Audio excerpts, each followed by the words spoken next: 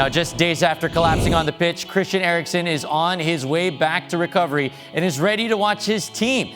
Belgium, their next opponent, will actually have a tribute for Eriksen in the 10th minute, being that is his kit number. Manager Kasper Hjulmand said that the hospital is 500 meters away from the Parken Stadium in Copenhagen. And here he is with more. No one can replace Christian. No one. It's not possible. He's our best player on the ball. He's the rhythm on the team. He is the heart on the team. He feels the rhythm in a match. He's available for the one who has the ball. He dictates with his passing, with his eyes, with his decisions, with his enormous ability to take control of space and take advantage of space, and with his passing and his vision, it's not possible to replace him.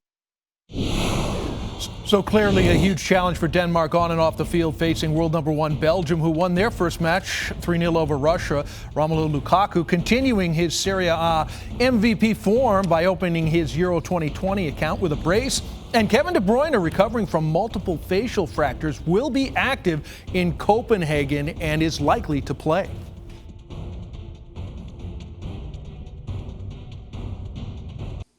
We welcome in Liverpool legend and former Scotland international, Stevie Nicol. Stevie, Denmark clearly still trying to process the trauma of Christian Eriksen's cardiac arrest during that Finland match on the field. Huge emotional challenge, obviously. Any chance they can overcome the loss of his talent on the field to somehow find a way through group play? Well, I think it's possible, and the reason it's going to be possible is because of that emotional swell that the fans are going to give. This game's going to be in Copenhagen. It's going to be a full house, so the emotion is going to be bursting. And the players, no question, regardless of how they may think and feel, walking on the field, as soon as they hear that noise, my goodness, their heart's going to be beating out their chest. The veins are going to be up. They'll be slavering at the mouth to get after this game, regardless of the opposition. Now, you talk about can they beat them on the field? Well, with the emotion, that could carry them through 90 minutes, defend for their lives, and maybe get a result. Because on paper, without Christian Eriksen, it doesn't seem possible that this team can beat Belgium, but emotion can carry players and people a long way. All right, let's talk Belgium. Seems to be all systems go for them. Comfortable 3-0 win in the first game versus Russia. Lukaku with the brace. De Bruyne apparently will play, we have heard now.